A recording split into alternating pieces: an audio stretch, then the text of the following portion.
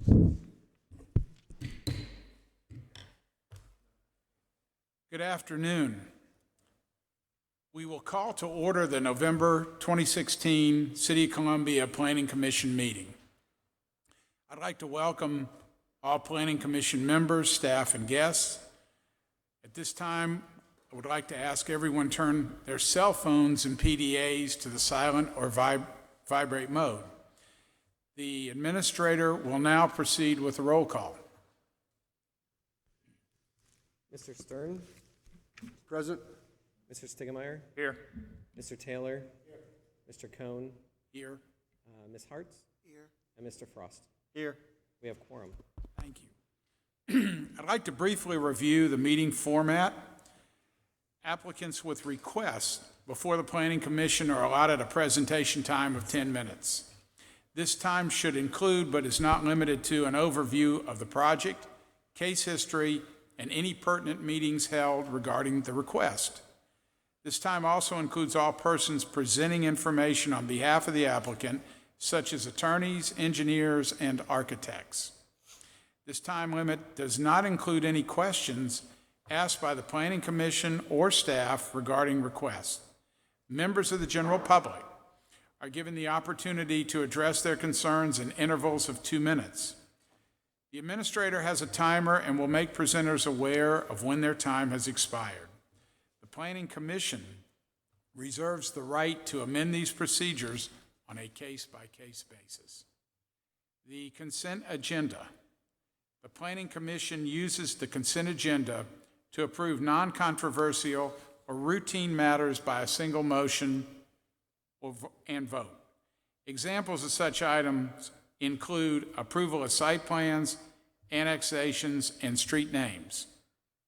If a member of the Planning Commission or general public would like to discuss an item on the consent agenda, that item is removed from the consent agenda and then considered during the meeting. The Planning Commission then approves the remaining consent agenda items. The administrator will now read the consent agenda. Your consent agenda this evening consists of the annexation of 113 North Shorecrest Drive, an annexation of 1500 Hallbrook Drive, and an annexation of 3639 Broad River and 3700 Broad River.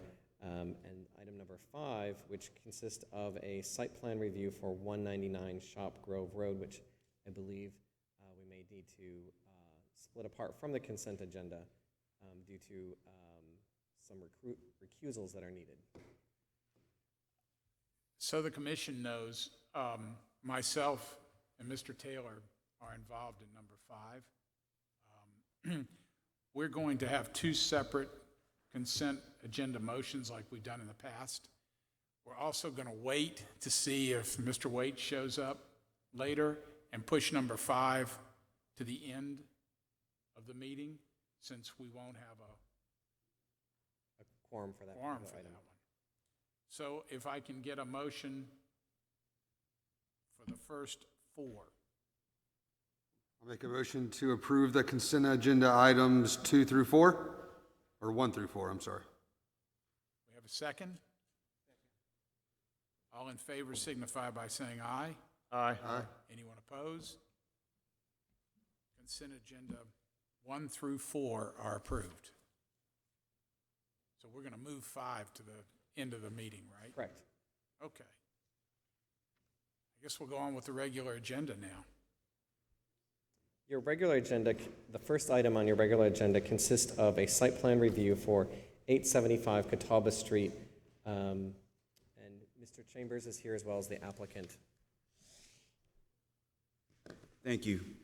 This project entails the demolition of a commercial building and the construction of a 113,000 square foot, 4-story multi-family building on 1.88 acres. The proposed building will consist of 141 units with a parking garage and associated retail. The required number of parking spaces for the development is 282, whereas the applicant is proposing to provide 161 parking spaces through a combination of a parking garage and off-street, And the applicant also plans to install 17 on-street parking spaces within the Catawba Street right-of-way. This request would also require a variance through the Board of Zoning Appeals, as well as a special exception through the Board of Zoning Appeals as well for the use. And what the Planning Commission has before it is the site plan review. There are also some exhibits that came in after the publishing of the agenda, and at this time we'd like to enter those into the record. Exhibit A is a letter from the Simmons Law Firm, signed by Derek Shoemake, and it is in reference to or submitted to the Board of Zoning Appeals regarding the special exception. However, the members of the Planning Commission are CC'd. So that is the large packet of information from the Simmons Law Firm, and that's marked as Exhibit A. Exhibit B is a letter from the Capital City Mill District Alliance. Excuse me, that's Exhibit B, letter from the Capital City Mill District Alliance, submitted by Ryan Nevius. And that letter is addressed to Ms. Teresa Wilson, but it's in support of the development.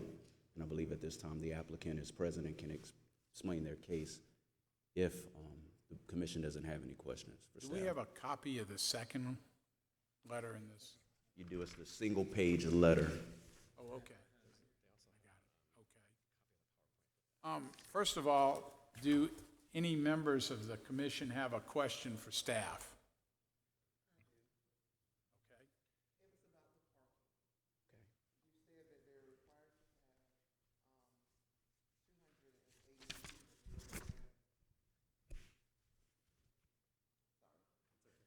But we're only having 178 parking spots available. What about the other 100 plus parking spaces? Well, it's 100 and, they plan to provide 161 on site through the garage, and then there's part of it is off-street parking. But the applicant is proposing to go to the Board of Zoning Appeals and ask for a variance to that parking requirement. So if the Board of Zoning Appeals grants that request, then the 161 parking spaces would be provided, and that would be adequate for the development should the special exception be granted. Now, so everyone understands too, I've spent a lot of time going through this, and I had some concerns as to why zoning didn't get it before we did. So it would come to us with a zoning approval. But I think, John, if you could explain to everyone why it has a special exception instead of complete zoning approval, so everyone understands what's going on. Sure. So in this particular case, it's in the M2 industrial zoning classification, but it has an overlay of PD, which that particular zoning overlay allows applicants to apply for a special exception for multifamily in that particular district. And so because it has more than 5, the reason it's before Planning Commission is because it's multifamily that has more than 5 units. So that's why you're reviewing it. So you'll have, for those of you who've been on the board for a while, you'll remember you've seen lots of multifamily, and the reason you see it is because there's more than 5 units in the building. The way the PD ordinance is written, it says that an applicant needs a special exception from the Board of Zoning Appeals, and they also are required to do site plan review at BOZA within that PDD. So that particular ordinance provides the Board of Zoning Appeals directive to determine if a special exception should or shouldn't be granted, as well as the site plan review and architecture review of the building.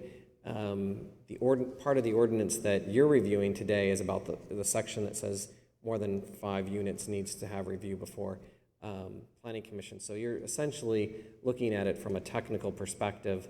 The Board of Zoning Appeals is going to be looking at it from the use, more of the building aesthetics and those types of things. And there isn't anything in the code that says that one should happen before the other. In this particular case, I think that having Planning Commission take their action would help inform the Board of Zoning Appeals to know if there's any sort of site planning things that they should be considering, because you deal with site planning issues on a monthly basis where they don't really always get into all of that kind of detail. So that's sort of one of the thoughts was we just structure it in this particular way. So Before we move on to the applicant, does anyone have any questions? I do. Can you elaborate a little bit what the special exception request is tomorrow at BOZA, so we're aware of what the exception is that they're receiving? The special exception is with regards to the use and whether or not Regards to that, the use and parking? correct. And there's a variance to the parking requirements.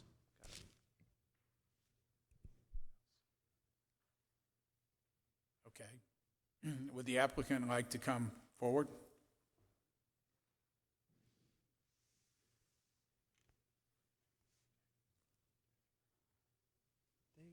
they're going to switch it. Good afternoon. My name is Brad Brown. I'm with BET Investments out of Horsham, Pennsylvania. Can you hear me? You have to talk right.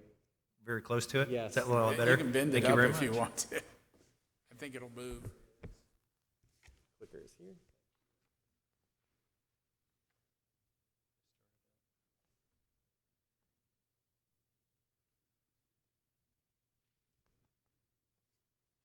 On behalf of Bruce Toll and Michael Markman, I'd like to thank Commission for giving us the opportunity to come and present today. Our company is a privately held company out of Horsham, Pennsylvania. Bruce Toll is one of the partners in Toll Brothers Builders out of the Philadelphia area. They started this company. It's a private investment company with Michael Markman in 1998. Together, they've amassed about 6 million square feet in 12 states, primarily commercial holdings and single and multifamily residential as well. BET Investments is built on quality products, quality service, quality finishes. Bruce is really known for his integrity and is involved in this investment personally. Everything is long-term ownership for Mr. Toll. We sell very little and manage our entire portfolio. There's no fee management whatsoever. So we're personally involved, personally committed to the Columbia market. I think you've had an introduction to the property and an outline.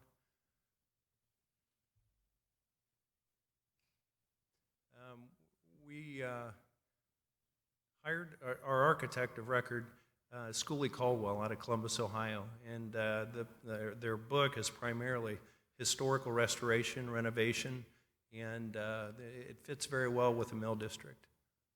Our inspiration is really the mill, the 100 years of history here, and we tried to incorporate that into our design. The Innovation District. What's an Innovation District?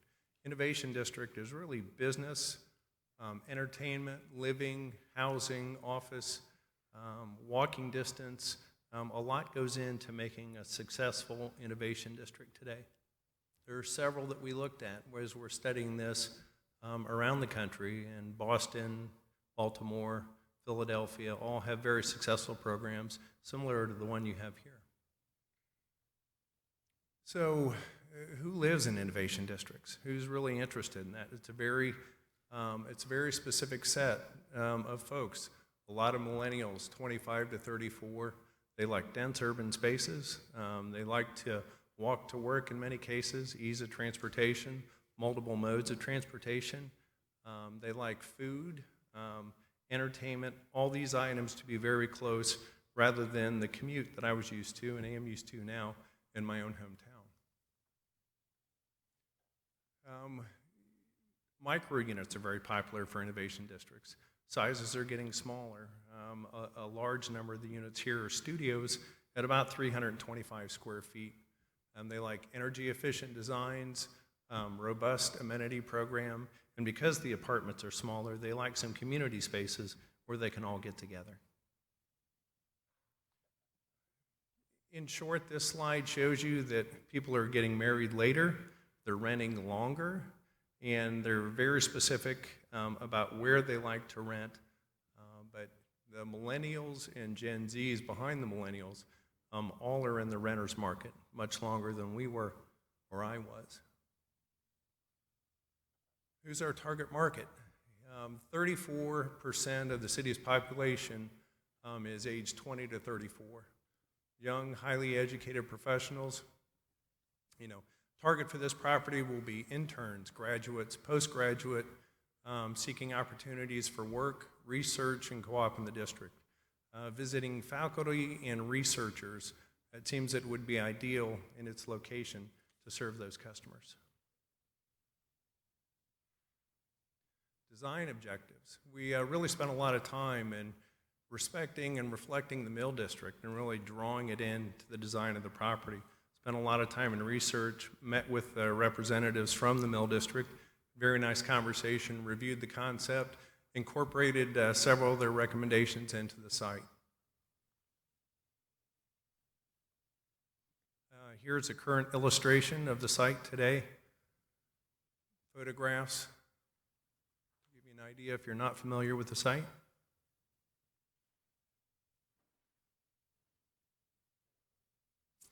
So, 4-story residential, 178 vehicles, 170 bicycles, 16 scooters, and 2 retail spaces that we'd really like to have: local business, coffee shop, sandwich, something to service that corridor where people could walk to have lunch or walk to have breakfast. We think would be a nice addition in the community.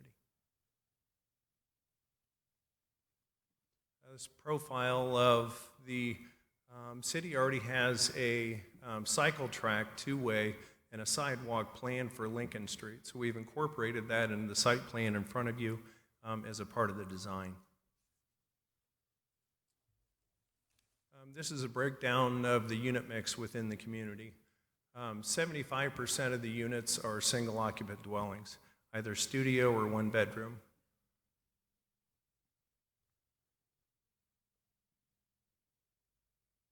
Here are some representative samples of the floor plans. Studio 1 and 2-bedroom. There's an alternate 3 for the corner that you'll see on the illustration that you have. And after speaking with folks in the Mill District, we've come up with an alternate for the corners that features a 2-bedroom and 1-bedroom to even increase that density, which we plan on bringing back as a part of our final design.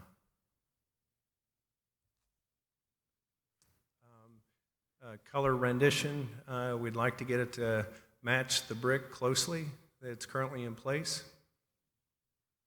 So it kind of feels like a northern anchor and introduction into the Mill District in Whaley Street area. So we believe that this is consistent with the planning that the City of Columbia has communicated. It's redevelopment, infill, where jobs are,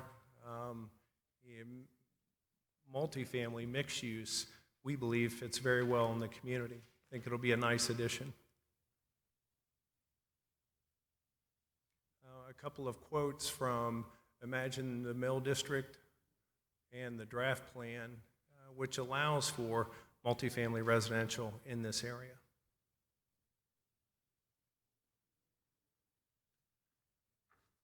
The Imagine Mill District plan, a few excerpts.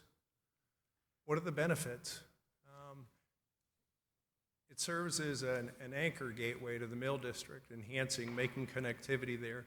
The addition of the cycling path and pedestrian path to really finally connect those areas of the city we think will be very helpful. It really promotes mobility and multi-modes of pedestrian, bicycle, traffic into the community. It'll be a very green site. We're planning on a green roof portion of the property as well, permeable pavers. City and economic development, the impacts will be It's, the property's been vacant for a long time. It's been for sale for a long time. We think that this is an opportunity to redevelop, put the site back to work. We'll be remediating a brownfield site, getting that cleaned up, taken care of.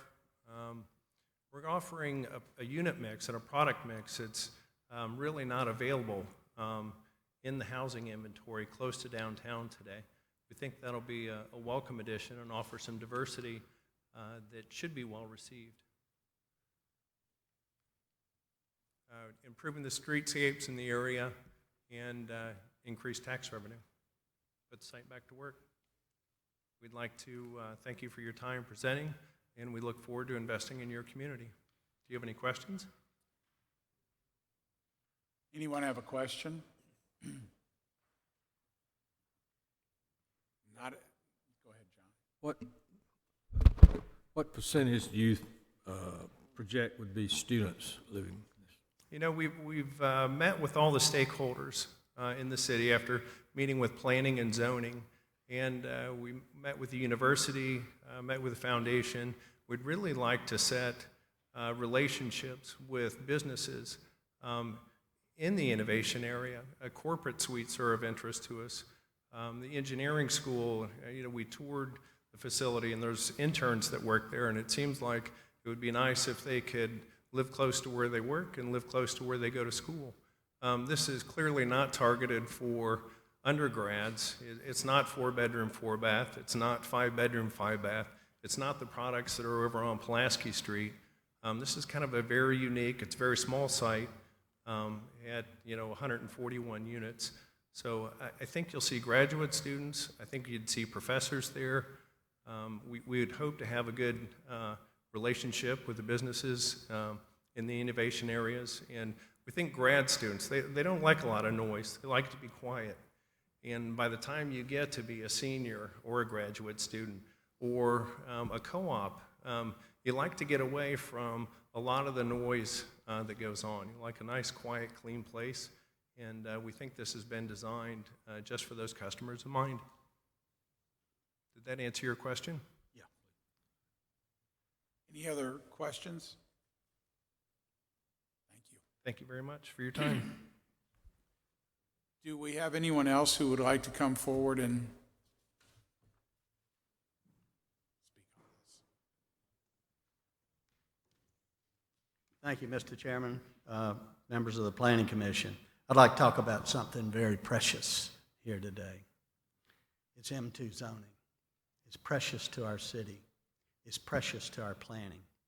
And as I looked really quickly at your mandate, it is far beyond just site plan approval or just the turn of a radius.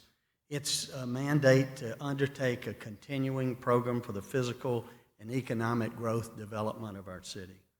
The plans and programs should be designed to promote public health and safety, promote prosperity as well as efficiency of the economy.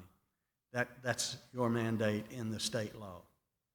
The Columbia Imagine Mill District speaks about this particular property and this precious M2 zoning street that we have, Catawba Street. Light production facilities that support an innovation economy. The innovation economy centered on the resurgence of manufacturing. The district to provide industrial flex space for small-scale manufacturers, space for specialized small batch manufacturers. That's what your planning team is creating in the Imagine Mill District 2018 plan, which has been underway for a long time and is moving way down the road. M2 is really, really rare. I've circled the M2 in this area. It's in this circle. Here's the engineering school. And this is the precious, precious area that we're talking about. What is proposed here is a student dormitory. 170 bicycle racks, more scooters. The floor plans, I've looked at them. I know what a student dormitory looks like. This is a student dormitory. The developer's representative said, quote, they are targeting junior and senior students in the engineering school. He said that to Mr. Kirkland. The developer's package was obviously a proposal developed for Rider University. They left Rider University in their plan that they presented to y'all and presented to neighbors. I don't believe that the property owners that own this property in Georgia can understand how critical it is for us to maintain our M2 zoning here. We need places to allow high-tech startups. They need to be able to do prototyping. They need to be able to do batch manufacturing next to their incubator. And the incubator's making a $4.5 million investment on that street 2 blocks from here. That has been long planned for almost half a decade, and it's been long planned because this corridor was planned by our city to be an M2 zone where you could do manufacturing and manufacturing spin-offs from the good stuff that's coming out of our engineering school. And they need batch manufacturing. They need this zoning to be able to do startups where they can still get hands-on assistance from the incubator. And what the community doesn't need is a watering hole for folks to come across the railroad tracks from the Greek village, which is dry. I'd like to ask y'all to stay with your planning. Stay with good planning. Realize what this city needs. We have gotten rid of our M2 startup land zoned correctly for startups. It's very critical. We want to keep this so that we can recruit world-class faculty, so that we can retain world-class companies that are incubated and started here. Look at the street. Think about Catawba. It's one industrial building after another. I would hope that you don't open the floodgates here. I would hope that you don't abrogate your responsibility to the circuit court. And that's exactly what will happen if you open the gates and let residential into this zoning classification. The next applicant will come here, then go to circuit court and get their permission to open. You will inevitably change this whole area away from what is so critically needed near our engineering school. Thank you very much for your time. Thank you for considering your planning responsibilities to make sure that we have everything. And we have precious little in this dark gray area. That's it all the way around here. Again, that's the engineering school. That's, once the floodgates are open, that is the amount that will disappear from our city, and we can't replace it. Thank you very much. Thank you.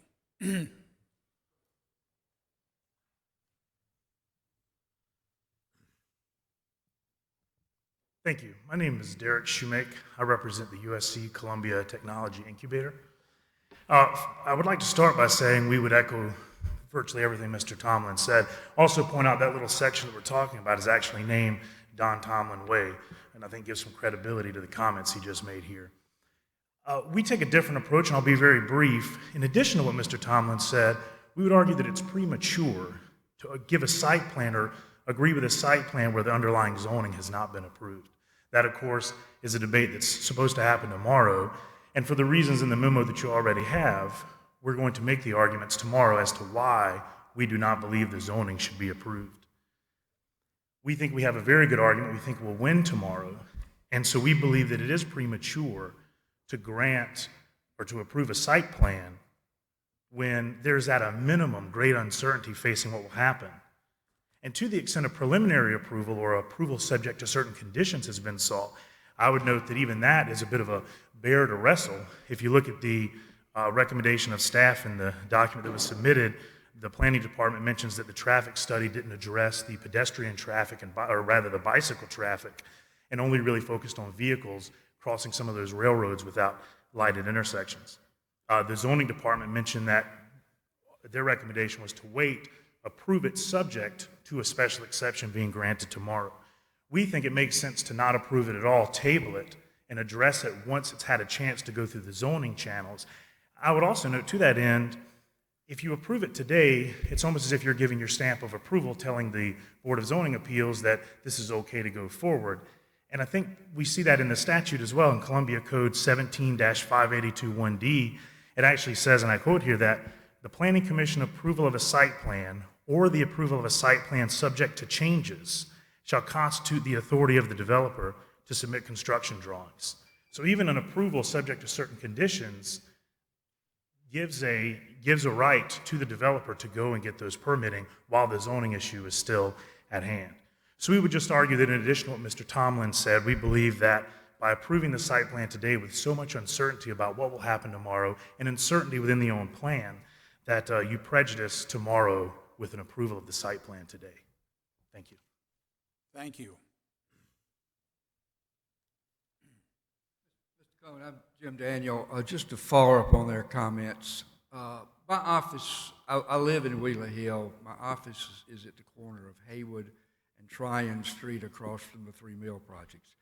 I'm up and down Whaley Street constantly, all day long. It's my main way of getting around the city. When I go to work in the morning, I'm facing people coming up Whaley Street from Bluff or from the Mills, turning at Sumter, Maine. In the middle of the day, it's the same thing. As I go home, I'm facing them coming the other way. This site is very challenged from getting in and out of. You have railroads on four sides of it. You have an access through the Fraternity Quadra, which only has one signal access, which is difficult. You have very little access up Catawba because you end up at Assembly where you basically are having to cross a railroad track and it's impossible to go left. So your only way to really get out of this site plan or this development is to go right to Whaley.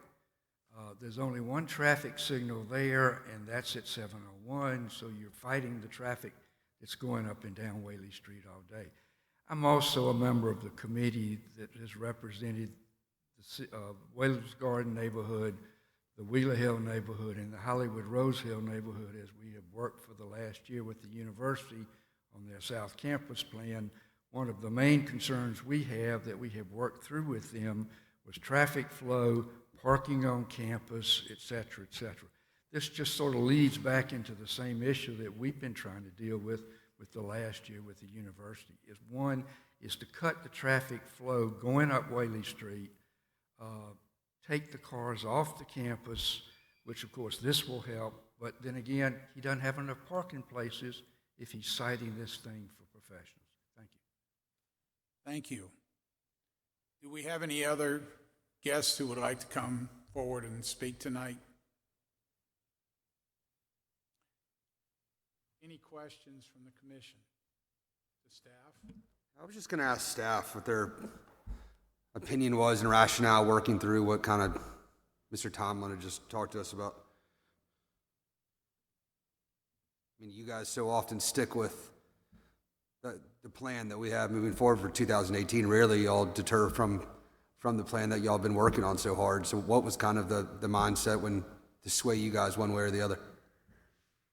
I don't really think that staff deterred from the particular plan. If you look at it, the plan actually calls for it to be an employment campus, and if you look at the definition of employment campus, it has flex space. It also calls for some housing and other types of uses in it. So like many of our classifications, they're very broad classifications that have a lot of different uses that would be then more defined based on the specific zoning. So if you look at the particular comprehensive plan, it does talk about this sort of broad brush employment campus type concept.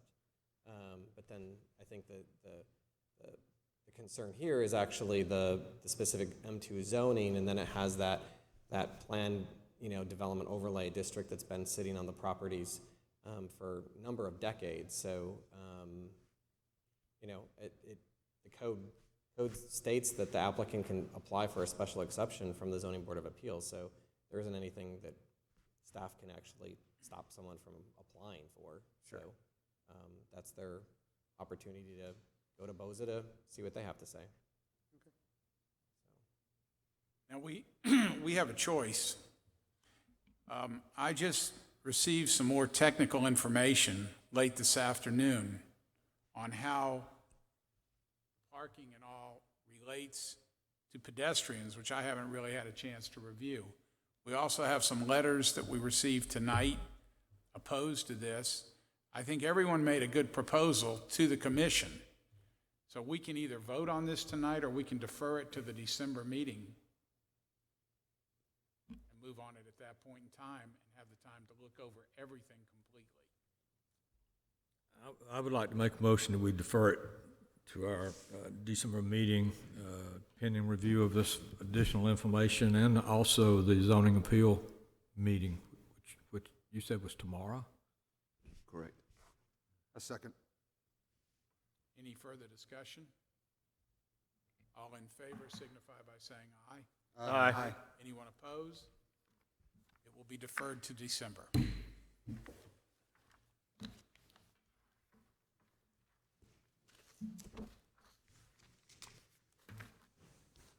Mr. Chairman, I just wanted to provide you an update. I did get a text message back from committee member Waits, and he's not going to be able to make it. So I don't know if the applicant who's on the consent agenda, where we're not going to have a quorum, we're not going to be able to take action on that. Rather than that gentleman sitting through item 7, I thought I'd just let you know that Mr. Waits wouldn't be able to arrive. Let me ask a question. I was thinking about this. Did we approve this 2 years ago? Did we did approve not. this site? You did not. No. Not the Shop Road site. It wasn't Wasn't? reviewed. Okay. Plus the addition is greater than 25,000 square feet that would require it to be reviewed by the planning commission. What, Jonathan? The square footage of the development requires that it be reviewed by the planning commission. Okay. So we'll have to defer it as well to the December meeting.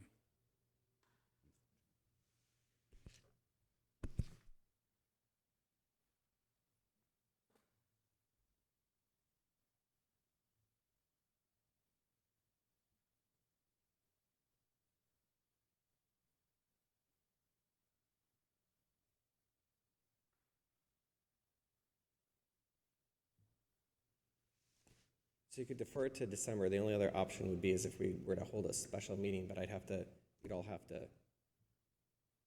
all come back together, and I'd have to have a quorum, so. Can we have a conference and call? we have things, no, you'd have to be in person. We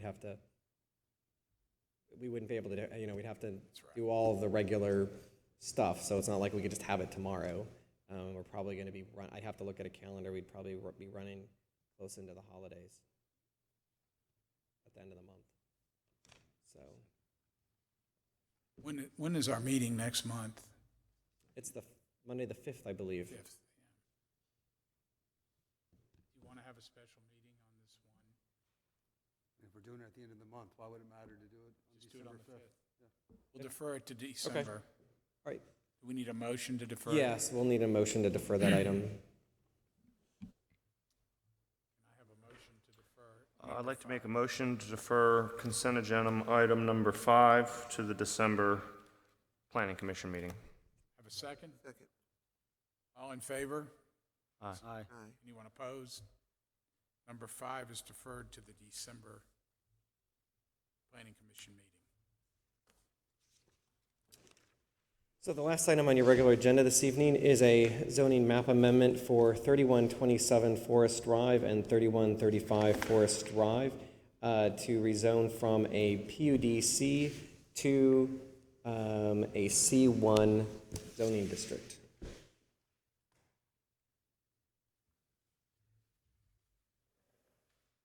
Any questions from commission to staff?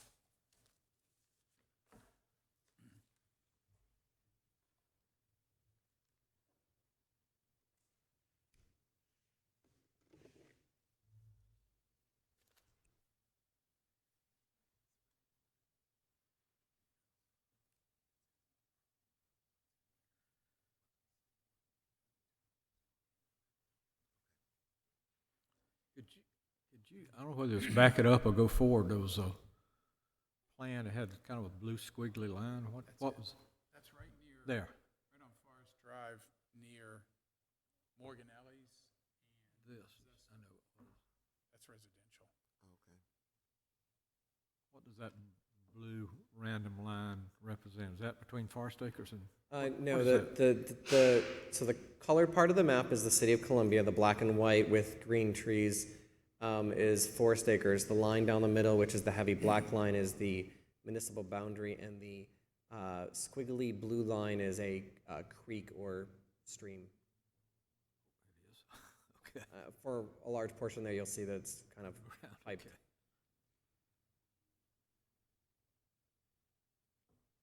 Is the applicant here? Yes, they are. Okay. Any questions from anyone on the commission? The applicant would like to come forward.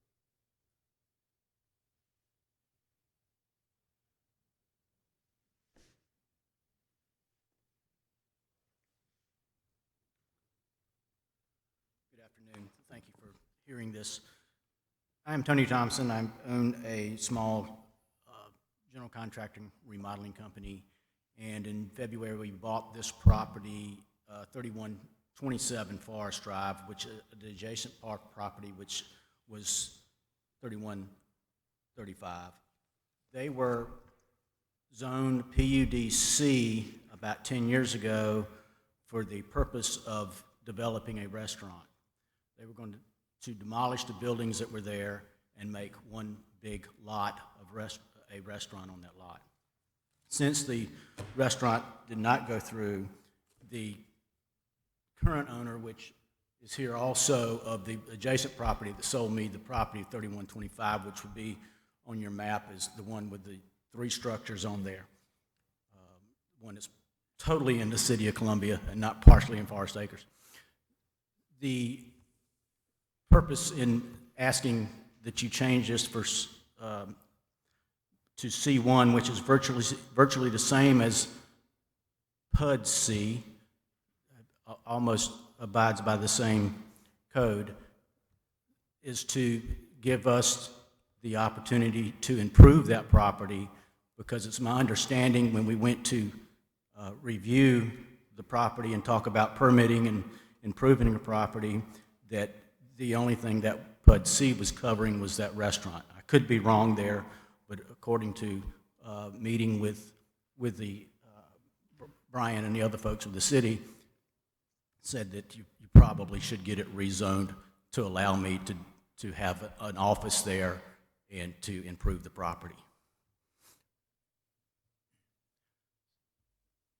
So staff has recommended that you go to a UCR 2. Am I correct? Well, for the particular application, we recommended a denial of the C1. We did have a meeting with the applicant and talked about other options and put a couple different options out there. The applicant chose the C1 to move forward and ask the request.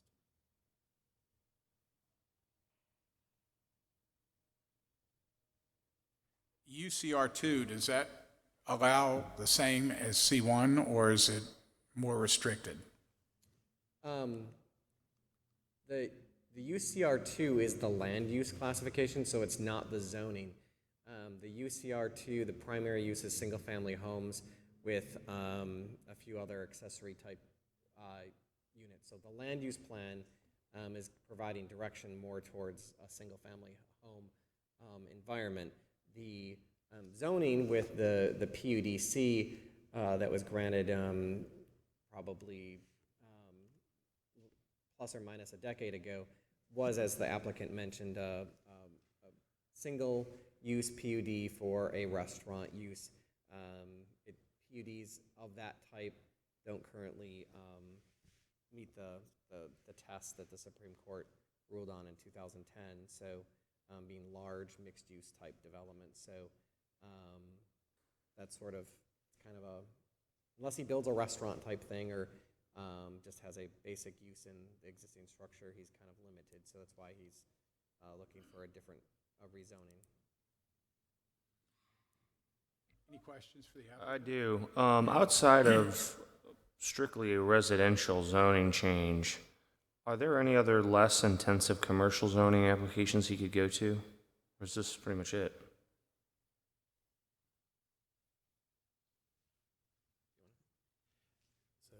The UTD, Urban Transitional District, is an option.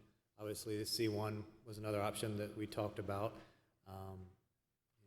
Both are options that they could apply for. Currently, what's before us today, just to be clear, is the C1 zoning. Right. Because it appears to me that the intent a decade ago was for this to be a commercial parcel. And so notwithstanding going to a residential, I just don't see another less intensive zoning opportunity you'd have to take forth. My interpretation of it.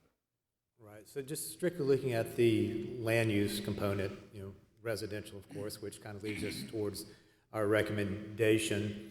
So obviously, as you go further up Forest Drive, you do get into commercial area. There's kind of that dividing line. Staff expressed some concern if, say, for example, it was in the C3, about it going the other way towards Boyer and that corner lot, and once you kind of trickle down effect potentially down Forest Drive, headed back towards the city. The good thing with the planning and development is you get what you ask for. The bad thing about it, 10, 15 years later, you're kind of stuck with what you asked for. Right.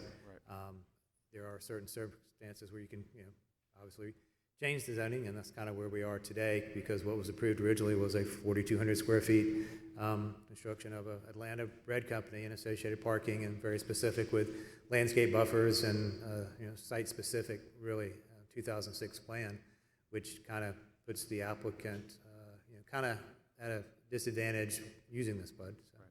Thank you. The corner of Forest and Boyer's currently residential. It's occupied as a single-family residential now. Yes, that's our understanding. What was the zoning prior to PUDC? I believe it was RS2. And that was changed This back is in. this is really never, except for the restaurant, been commercial. There have been commercial uses in it. Brian can probably speak to them. Right. I just kind of backtrack. It was in 2006 rezoned from RS2 single-family residential to the planned unit development. Currently, there are some commercial uses with the existing office, and there's a yoga studio and perhaps another lighter commercial use as well currently existing in the two parcels. So if we granted C1, what would that do? What would the difference be? Difference between the planned unit development and the C1? It would allow any use that would be permitted in C1. It would allow those uses subject to design guidelines, landscaping, parking for any expansions. For example, if you were to rezone it to C1 or to UTD, for example, you would have to meet the requirements for the use in that particular district. And if you tore all the buildings down, you'd have to design back to those standards, landscaping, parking, and depending whether it was C1 or UTD zoned, you'd have to meet those standards. Any other questions for the applicant or staff?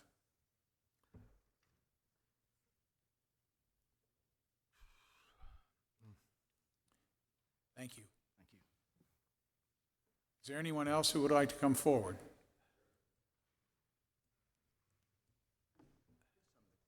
I'm Mike Arnold. I think I probably know the history best on this, since those are two separate parcels when I bought them. So the parcel that has city line running through it is the first one I bought. That was zoned commercial. It was not residential. And then I bought the piece next to it towards town, and I applied for a PUDC to increase the development. And it was granted to allow the one structure to stay there. Everything was not being demolished. That was an incorrect statement. One structure was going to stay. That's the one closest to Forest Acres. And I had permission for a 4,200-foot restaurant on the other side. So that's how it was granted, as a restaurant, allowing the other to be C1. Yoga had a couple exceptions, because actually yoga fitness is not allowed in C1, but we had a special exception you can read in the PUD. Never did develop. So Tony Thompson bought one of the pieces. So what seemed fair to us, it didn't seem fair that two separate owners would be governed because Tony can never do anything to his property because he can't use my parking on my side. So really all we're asking for is just to separate the pieces and leave a C1, which is, like you said, essentially the same use that's where, except we won't have the restaurant zoning. So I would think it would be less invasive. C1 is pretty typically just an office building. As far as what happens up the street or creeping, those are different issues. If somebody wants to apply to Boyer later, I don't think the hearing's about what happens down the road. I think it's about these two pieces. We're just asking that we not be tied together. So you sold the property to, I sold him, there's two parcels. I sold him one of the parcels. did I just do a project for your daughter? I have to recuse myself from this. John, would you take it over? Yes, you did. You were very close to that. Yeah, next door is C3, and the properties are adjacent to each other.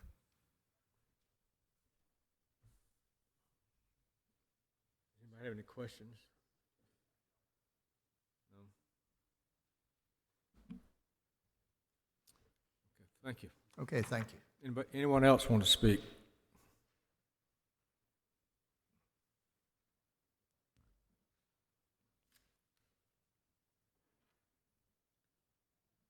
Good evening. My name is Charles Thompson. I am the owner of the property immediately to the north of the subject property where I've resided for 25 years. I am not here this evening to oppose this application, nor am I here to support it. I guess I'm here because I would be conspicuous by my absence.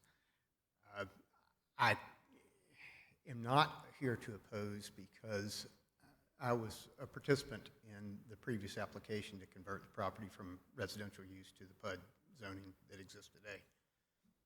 That was because there was an enormous amount of confusion about the various future of the property, and the political winds at the time seemed to indicate that things could be worse than the PUD application, which gave us a certain amount of certainty and control over different aspects of the development, including buffer yards, locations of dumpsters, and a very specific use that was not open to a whole host of uses. As has been indicated here this evening, that never really came to fruition. The development never occurred.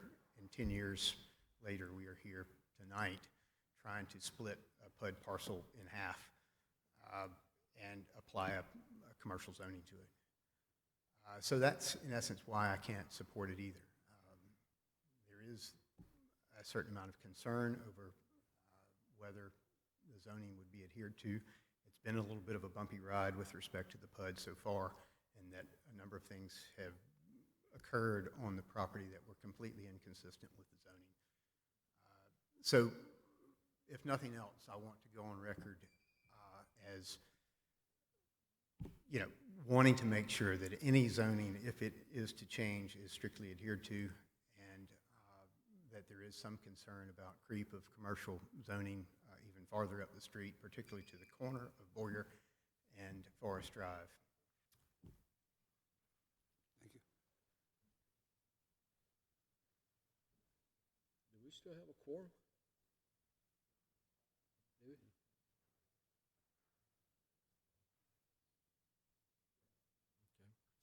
Anyone else like to speak?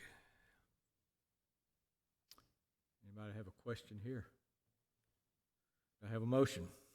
I'd like to make a motion to approve the request to rezone parcel from PUDC to C1. Second. I second. All in favor, say aye. Aye. Aye. Opposed? Approved.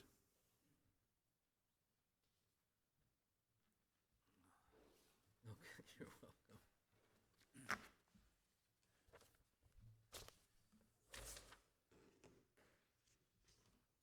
I think that completes the agenda for tonight. It does. I just hope each of you could, if you haven't already met Mr. Frost, make sure afterwards you've introduced yourself to him. Also, we have a new Planning Commission member that will be joining you next month, Ford Tupper. He's in the audience, so if on your way out, you might be able to say hello to him. Needed him tonight. What was that? We needed him tonight. His appointment was in December, yeah, that kind of added a little bit of, would have been nice if it was for November. And with that, that does conclude everything that we have. Okay. Do I have a motion to adjourn? John, I actually have a question, Rick, if you don't mind. So traditionally, when there's a zoning change request for a recommendation, there's a write-up about the future land use and the implications on the future land use. Is there a reason there's not like that on the site plan reviews? Site plan reviews are a technical review, so you're not, the zoning is not being proposed to be changed. So if that, that use is a use that is permissible there, you're doing a technical review of the particular site plan. So you're technically reviewing the traffic flow, the dumpster locations, all of those types of the positioning of the building, how that deals with the adjacent properties, those types of things. So it's not really a review of the zoning or the use, it's a technical review of the layout. I guess my only point to that is if there's special circumstances like the hearing that we had today that got deferred, so I think it might be helpful maybe for some commissioners to be able to see what that intended planned use or that plan. Well, we could add that on just as up at the top as general information. I think that'd be helpful. Yeah. Great. That'd be great. If there's no other business, do we have a motion to adjourn? So moved.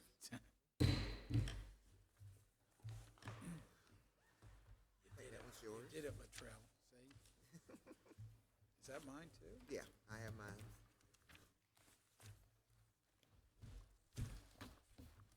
John, I have signed these. I'm just signing away tonight.